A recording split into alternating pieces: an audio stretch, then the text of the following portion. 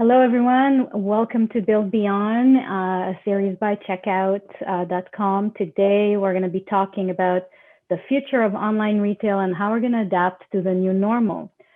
Before I get started, if you haven't joined the series before, a little background on what this is. So it's a series of events that Checkout put together over the last year, mostly designed to look into how we adapt to this to events of the last year, to the COVID pandemic, and what kind of changes we can expect in our market and in our various segments of the industries, how we can adapt to move and build beyond so that we emerge out of this year stronger and better prepared for a new future.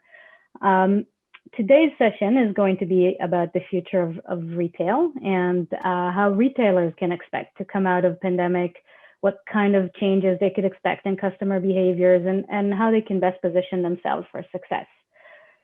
We have two wonderful panelists with us today. We have Simon Calvert, who's Managing Director of Future Today Retail Consultancy, and we have Dimple Patel, who's COO at Trouva. I'm going to let them introduce themselves in a moment.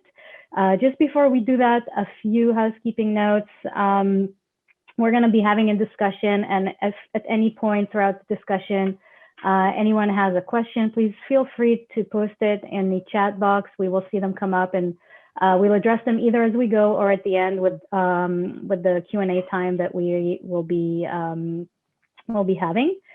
Yeah, and then without further ado, let's have some introductions. Simon, why don't we start with you? Hi everyone, I'm Simon Calvert. I've been in retail for 30 years, makes me sound really old. Perhaps because I am. I've worked in all the commercial functions, but also marketing and e-commerce for big PLCs, SMEs, and very large pure play marketplaces. And now I run a consultancy called Future Today Retail that specializes in digital strategies and commercial strategies and transformation. Thank you, Simon. Dimple. Hi, I'm Dimple. I'm the COO of Trouva. So Trouva is an online platform. We work with independent retailers across homewares, lifestyle, and fashion space. In terms of reach, so we're working with retailers across kind of 13 countries, UK and the EU, and most of the work that we're doing is about giving them a global customer base and a platform to kind of sell all these incredible products that they put together. So I've been with the business for 3 years now, and my background before that was I had a business of my own, and prior to that, I was in banking. Thank you very much. To get us kicked off, Dimple, as your typical customer is a small to medium retailer, that's probably the segment that was caught most off guard when we went into the pandemic and lockdown. What have you seen and how have you helped your customers navigate through the early days?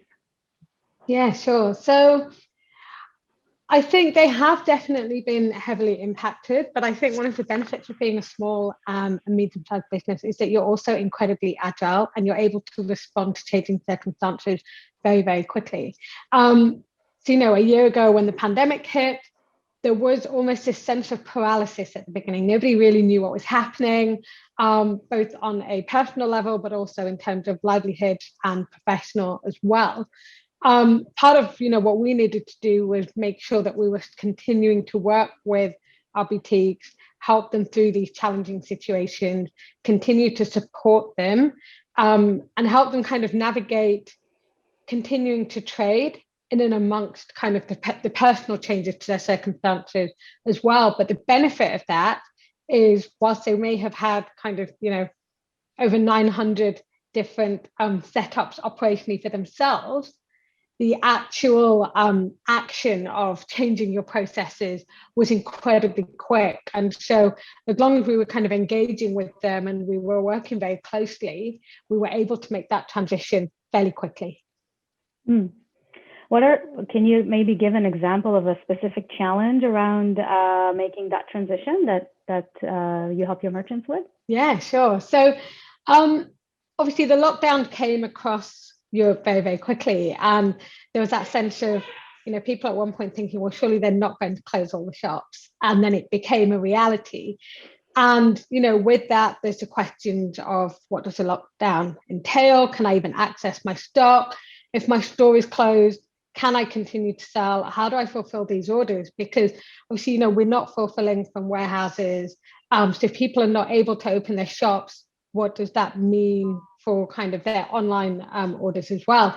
And so, we had to effectively build this kind of work from home model for our boutiques and, work out how do we continue giving them access to stock. And as we manage all of the logistics, the deliveries, the collections as well, how do we change all of that structure, which had been built as almost, built with scalability in mind. So it's one structure to service all of our boutiques.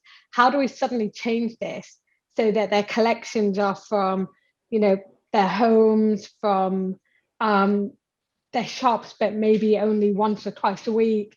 And how do we make sure that we are not only maintaining the orders and keeping the wheels turning, but also communicating that to customers to manage the expectations around that as well. But we did, and I think we managed a full transition in about 6 days in the end. Wow. So yeah, it was very intense, but very, very successful. Good job. Simon, what's your perspective, maybe from a large retailer point of view? Did they get hit around the same areas? Well, I mean, yes. I mean, everybody got caught on the hop. One of obviously the key lessons from the pandemic and lockdown, etc., is the need for bigger businesses to be more agile. A lot of omni-channel businesses and obviously bricks-only businesses have suffered markedly. I mean, Primark very famously saying they've taken £1.5 billion sales hit. I mean, that's large. In terms of positives, I think a number of things have gone on. Businesses have put a lot more effort, as Dimple was saying, in terms of their e-commerce operations and making sure they're more seamless, and a lot more effort going into that last mile in terms of fulfillment and reliability of fulfillment, etc. And then a whole trend away from big conurbations and urban areas, because all the shops are shut, has benefited local retailers probably more than some of the larger players. And anecdotally, there's evidence that wealthy conurbations have done particularly well, whether it be Guildford or St Albans, etc., around the London area. So in general, it's also accelerated what I would call the democratization of retail.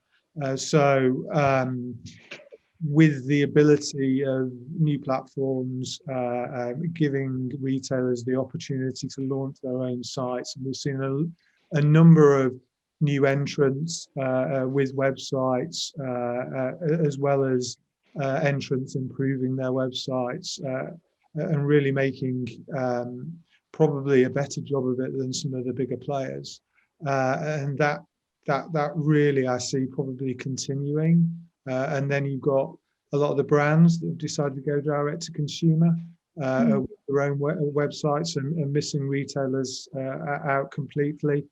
And an explosion in terms of marketplaces as people are looking for to diversify their channels, so they're not just relying on bricks and mortar.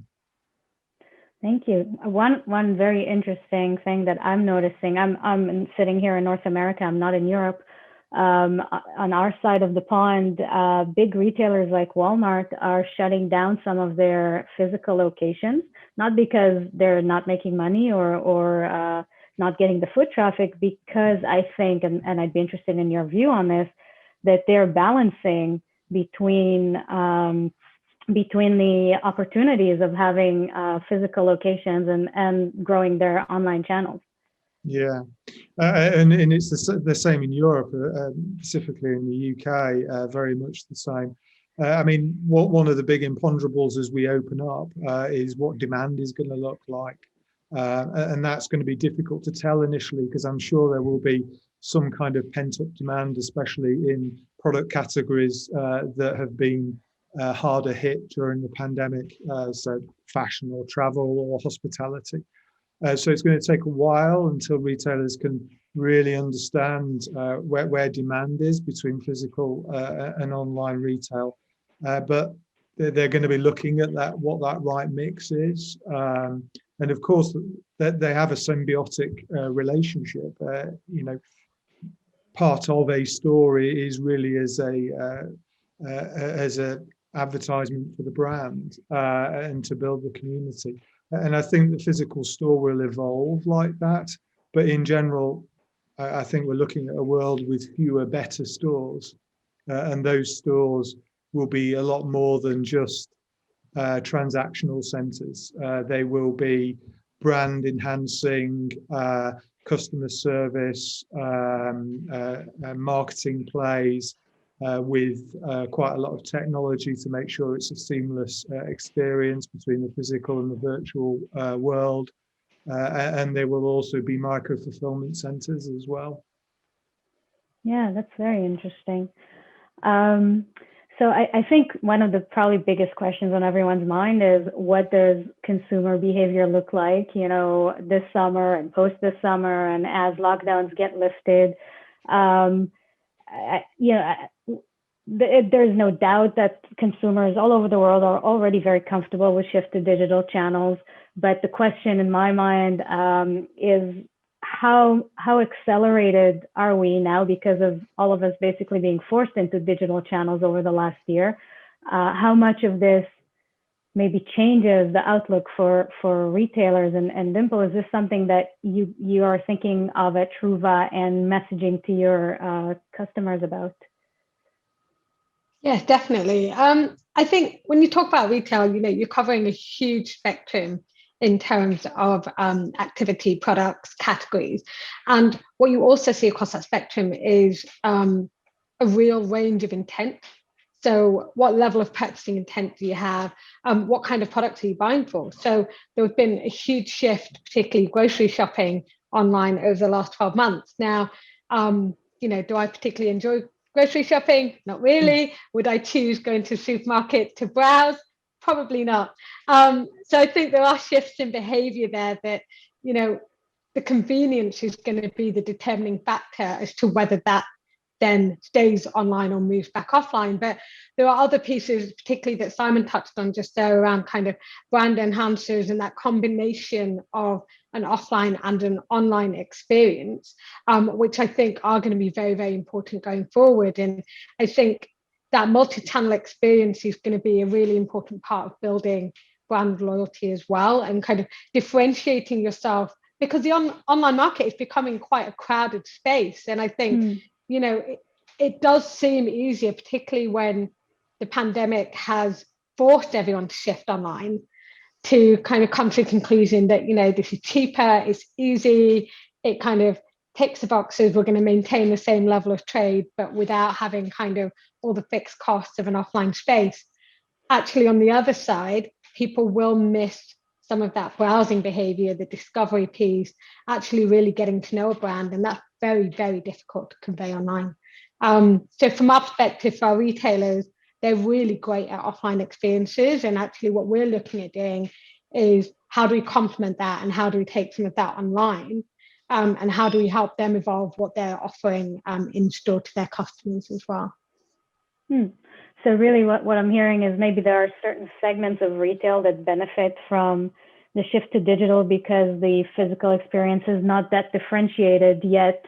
If there's a brand that as a consumer I highly identify with, there's a story for me to keep going to that physical location to enjoy that experience that goes beyond the shopping. Yeah, I mean, sorry to interrupt. I mean, I agree with what Dimple's saying. I think there is a big differentiation between need and want product, and whereas need, it's a lot more convenient and easier to get it online, but want product becomes more problematic, not only for the consumer, but perhaps for the retailer in terms of returns and profitability, etc. And then again, as Dimple was saying, being seen in a very crowded digital marketplace with data protection legislation and Google changes, etc., making it even more difficult to be seen. The physical store does give you that ability to resonate in the customer's mind. Yeah.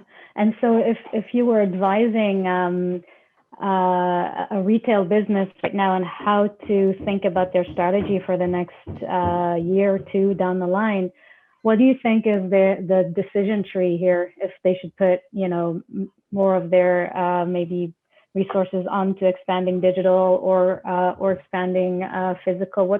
How do you think about that? Well, they're difficult choices, and it depends on how far behind they are with regards to their digitization. At the end of the day, the customer will drive it. I'm very much a believer in being customer driven. And because of that, I think data needs to be at the heart of everything you do. And they will tell you whether, what is their priority. I also think it's important to recognize that customers don't see channels, they just see the brand.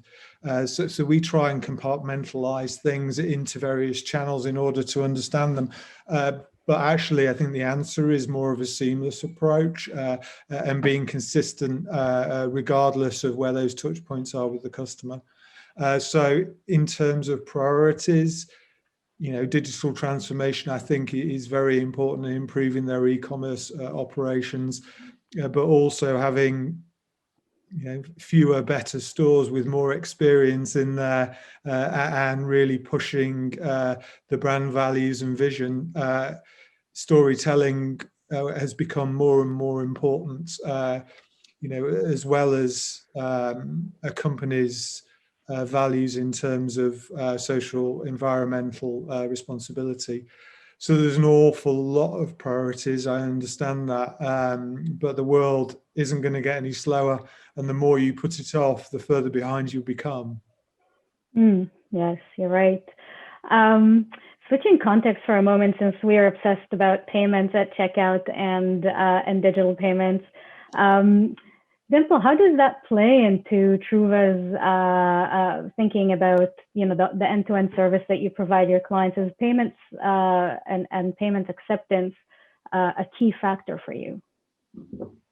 I think payments is really, really interesting because I think it's really kind of gone through an evolution over the last 5 years. And I think, it's something that very much used to be a hygiene factor. So, if you were selling something online, yes, of course, you would need a checkout flow. You would need to be able to take people's money at the end of that.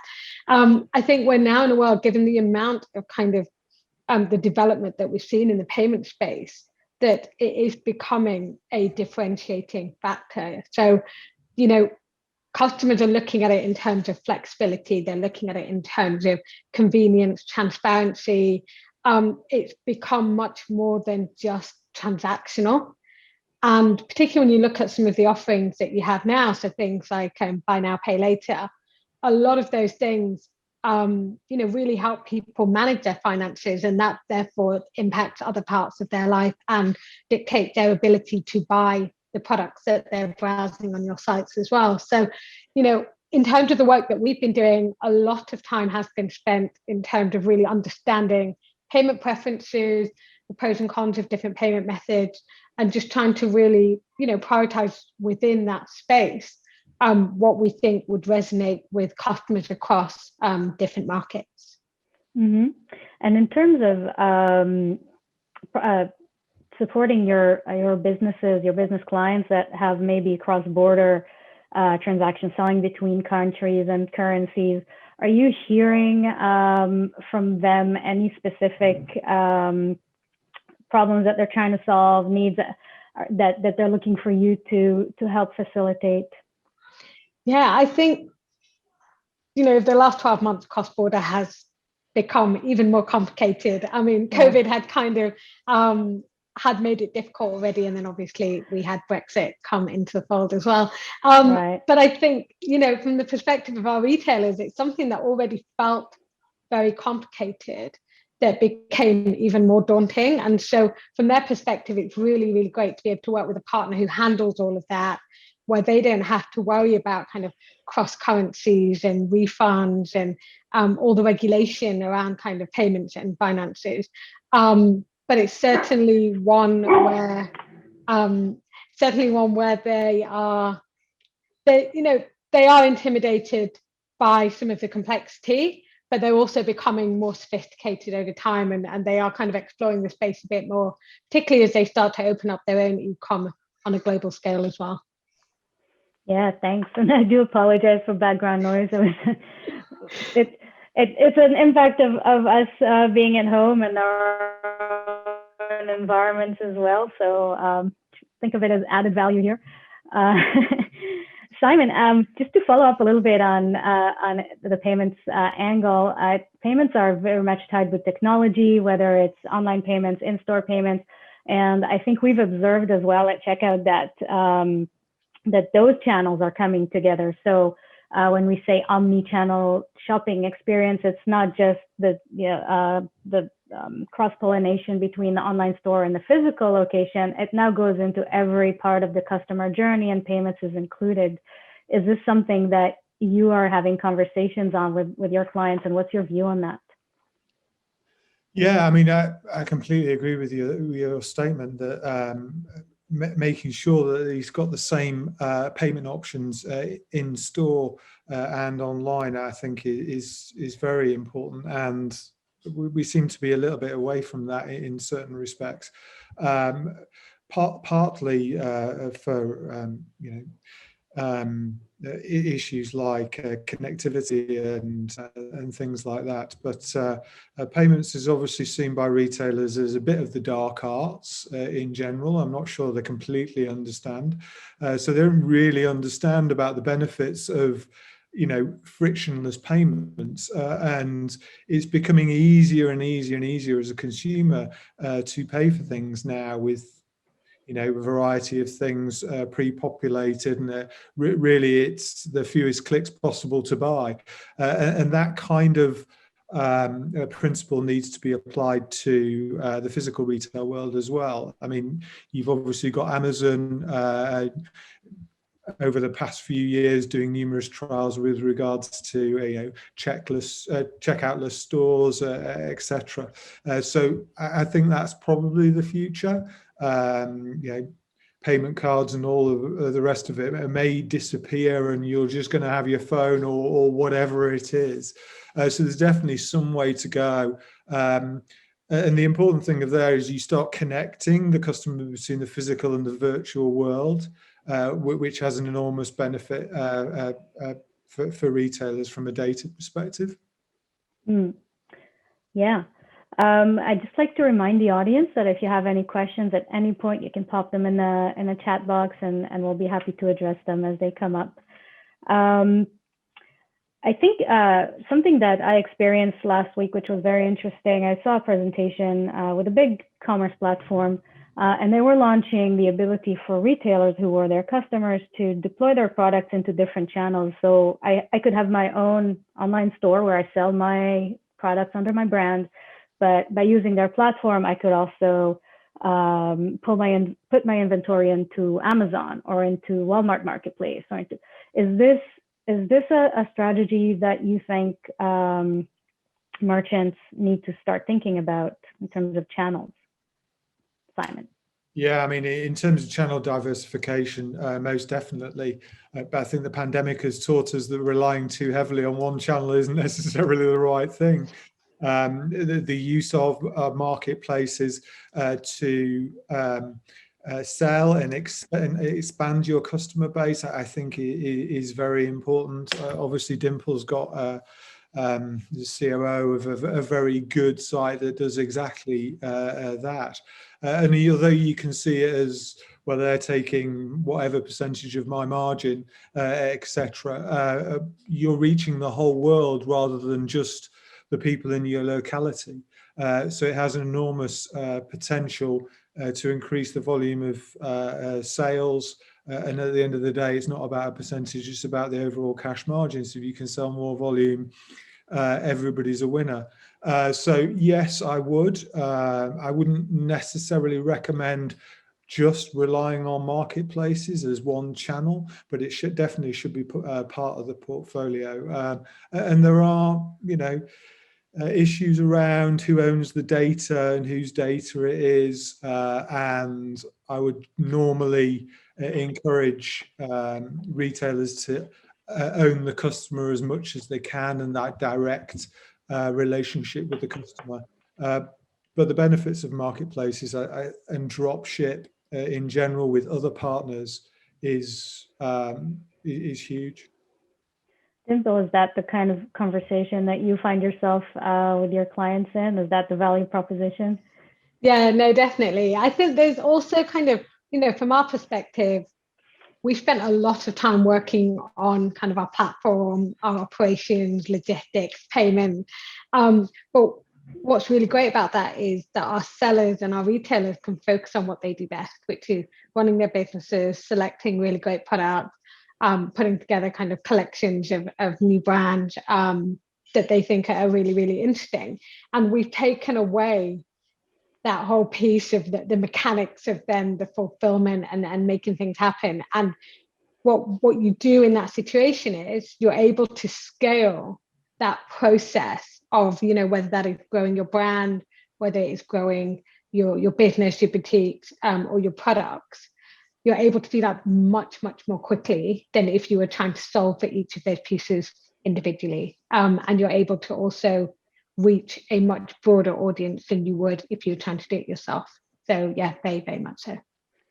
So is there a certain business profile that should be either at the point where they should be thinking about that diversification into other channels, or maybe on the flip side of it is leveraging these types of channels to accelerate their growth, beyond what they've achieved organically as a business? Yeah, I mean, okay. I'd use it to accelerate growth. Personally, if you've got products and you've got a good concept and you've got a good brand and brand values, I don't think there's anything stopping you investigating the potential of marketplaces and partnerships, and that will help you not only sell more products but also communicate your brand to more people. Yeah, and I think you touched on. Yeah, go ahead. No, I was saying that. Simon touched on something quite interesting earlier, which I think ties into that, which is a piece around kind of telling a brand story. It's about your missions, your values, because as soon as you enter a channel like a marketplace, well, a lot of people are going to be thinking, I'm in there with everybody else. And if you've already established that differentiating factor, then for you, it really is just another channel to accelerate your growth. If you haven't established a differentiating factor, then you are much more at risk of getting lost. So I think that is a really, really important piece, whether you're looking at marketplaces or outside as well. Yes. Another interesting point that Simon touched upon earlier that kind of rang a bell for me was with everything digital, one of the main concerns is always information security, data security, custom personal information. And I think you touched on who owns it, who stores it, who processes it.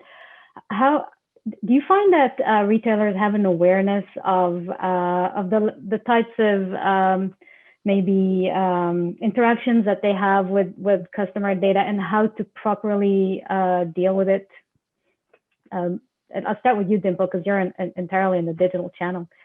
Yeah, I think it's an area that is incredibly sensitive, and I think there's definitely a feeling amongst businesses that they are kind of uncertain as to where the lines are, what they're allowed to do, what they're not allowed to do, and quite a lot of sort of uncertainty in terms of what do the protection rules mean, where can I share this, how can I then communicate with this customer base once I have their information. I have heard about businesses who are launching into space to actually simplify that, and I definitely think that there is an opportunity there. I think the benefits of working with well-established channels is that they have sort of worked out and navigated those waters already. But I think, as a small to medium-sized business, there is complexity and it can be quite intimidating. Mm-hmm. Yeah. Simon, do you have a perspective on this? Well, yeah, I mean, data, as Dimple has said, is a very complex subject, and it's probably worth talking about. There are different types of data, so there's individuals data, and then there's global data, and they're very different. One is actually people's information, and the other is the combination of shopping behavior. And every business should obviously go to all the extents possible in order to make sure individual data is secure and protected. And they should obviously get consent in terms of using that data. But data and the use of data as a retailer has the opportunity and is helping retailers better understand consumer behavior and therefore serving them better. And if retailers keep that principle to heart whilst also keeping the data secure, that it's actually there for the benefit of consumers and better servicing consumers, then that's the rule of thumb that I've always tried to use in terms of the use of data. But you will get, you've got lots of technology that is really earth-shattering in terms of the hyper-personalization through the TV, if you're in the States with cable, etc. It really is, the future is quite mind-blowing. So there is a lot of danger in it. And then you've got the dark, murky world of businesses that use your data for commercial advantage. Or sell data, which are both probably subjects for another day. Mm-hmm. So you mentioned the future and maybe putting a little fortune teller hat on. Dimple, if I asked you, a year from now, what is the biggest difference in either shoppers' behaviors or the way that businesses think about their different channels? What would you say, like, put your prediction hat on and comparing to where you thought we would have been? How do you think our world has changed? Yeah, so I think, when you look at kind of the future of retail, you can't forget the impact that COVID has had on the high street. So when you look at the composition of the high street, you look at kind of footfall behaviors, all of that is going to change. And so in a year's time, we've already lost quite a lot of the big names in retail, particularly here in the UK. I do think that is going to bring about more opportunities for independent retail. I think there's going to be much more specialization as well. So I think, during the pandemic, and Simon touched on personalization there as well, I think people have had time to discover new brands, to discover new products that resonate with them.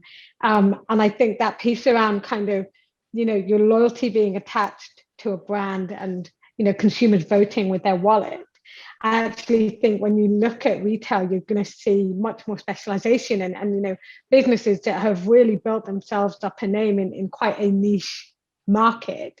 If you'd asked me 12 to 18 months ago, I probably would have looked at it the other way and said, actually, we're moving to this world where people are kind of combining, they're looking cross categories, they're, really kind of indexing on convenience, as opposed to kind of going the other way. And I think we have moved the other way, and I think that will now continue. Thank you. One more question from me, and then we'll open up to Q&A. Continuing along the same line, Simon, you mentioned earlier in the discussion that you feel COVID has democratized the playing field, which suggests, maybe lessening the gaps between smaller and bigger retailers. Do you think that coming out of COVID, will maintain that, democratization, or are we actually going to then start diverging again with the big retailers and the big budget, just taking advantage and running away?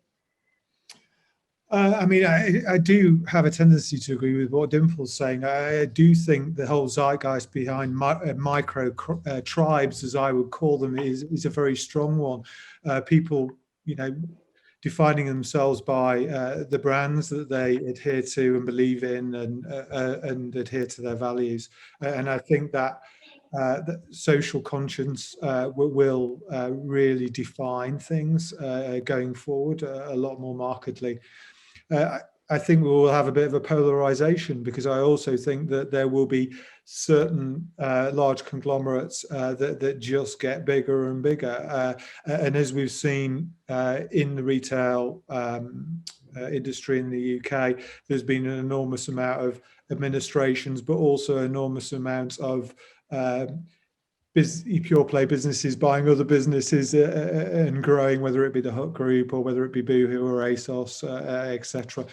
So I think that is also going to concentrate it. And at the end of the day, the customer is going to have less people to go to in a way. So that's also going to concentrate spending some of those bigger players. But that gives you the opportunity for the smaller businesses focused on individual customer needs a lot more. So it comes back to what Dimple was saying. So in the end, are customers benefiting from this evolution, do you think? Yeah, at the end of the day, I think customers are benefiting. Yeah. They are getting an enormous amount of service and convenience for the money they pay. At the end of the day, there aren't that many e-commerce operators that make an awful lot of money, Amazon included. They make a lot of their money on the value of the business rather than the profit as such. Bezos is very well commented that he can turn profit off up and down like a tap. And it's not necessarily a focus of the business. So yeah, I think customers are getting a good deal. The danger of this is, with so much choice, it actually reduces choice. I think, and people get hooked into the buying from the same brands because it's easier and it's convenient. And in doing so, there becomes less competition, and therefore you get price creep, etc. Whereas the high street was, from a price perspective, it was rather an unforgiving place. Now, so is online, but only if customers, use price as a differentiator. Yeah, thank you. So I'll start taking questions from the audience. First one, and Dimple, maybe to you. What should I think about when integrating my e-commerce and brick and mortar operations to deliver better, seamless customer experience? Yeah, so I think the first thing to think about are kind of hygiene factors. And this is something that we have seen customer expectations change quite significantly, particularly during the pandemic as well, which is, there are now just certain basic expectations that customers have. So whether it is around kind of delivery, whether it's use of payment, after sales support. So I think, as a starting point, it's really important to have those pieces in place. They are almost foundational. And then beyond that, it is then starting to layer on brand identity, visual merchandising, really high quality product listings, because when you are online, you lose kind of the tangibility of the products that people see in the offline space. So how do you translate that online? And then you move into a world of kind of really trying to drive conversion. But as a starting point, you need to get the basics of the customer experience really strong, because otherwise you're not going to be able to drive any repeat behavior. And if all of these things that you just mentioned sound really overwhelming to me as a business or as a small business, what would you say are things to keep core to in-house to me, meaning under my control, and what are things that I can hand off to a partner or a platform that basically can just help me go to market quickly and can be outsourced?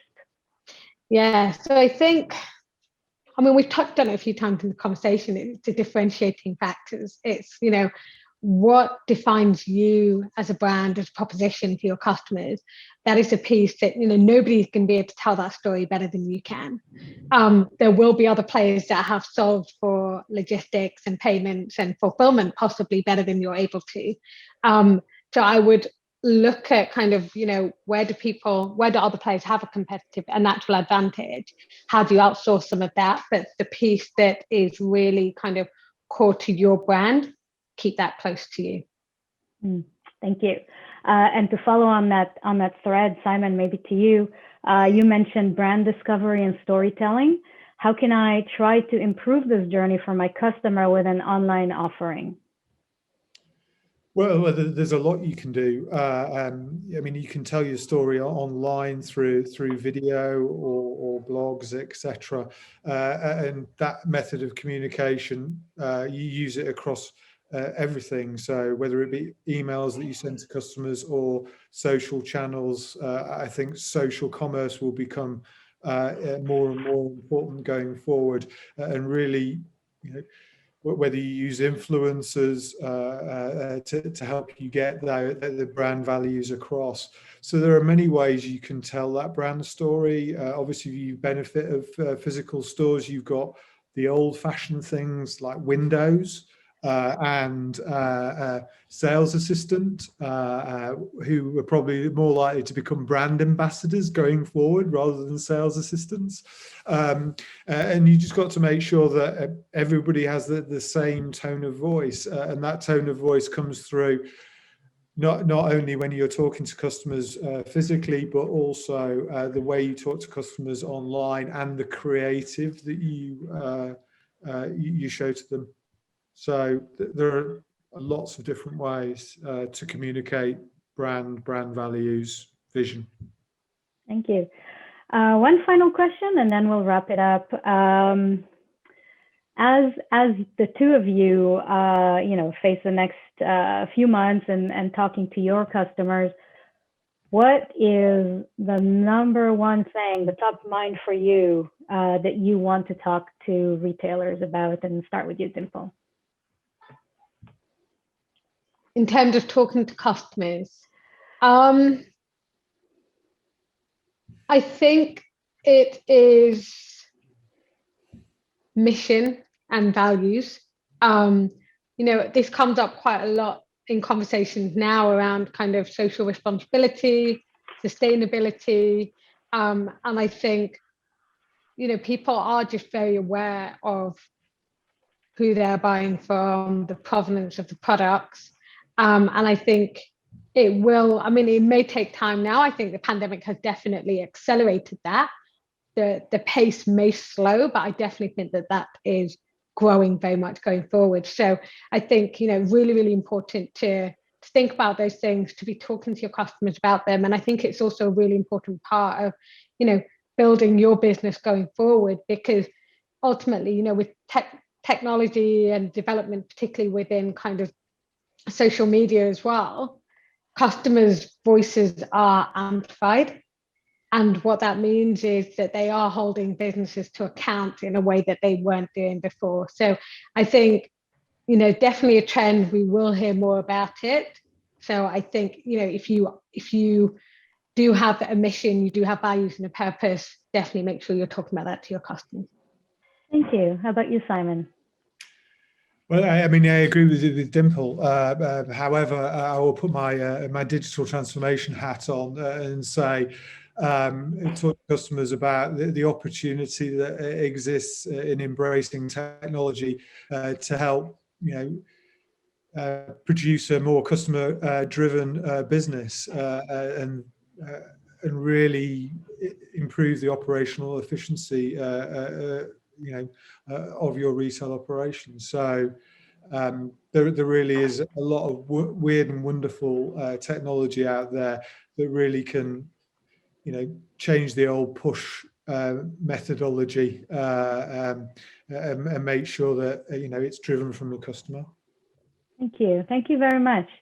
We're almost at the end of our time, and so I'd like to thank everyone who's joined us today, and especially I'd like to thank Simon and Dimple for your insights and your commentary. It's been a pleasure having you, and everyone that's on the call, watch out for more sessions from Build Beyond, from Checkout. Thank you very much for your participation today, and hope to see you soon. Thank you both. Thank you. Bye.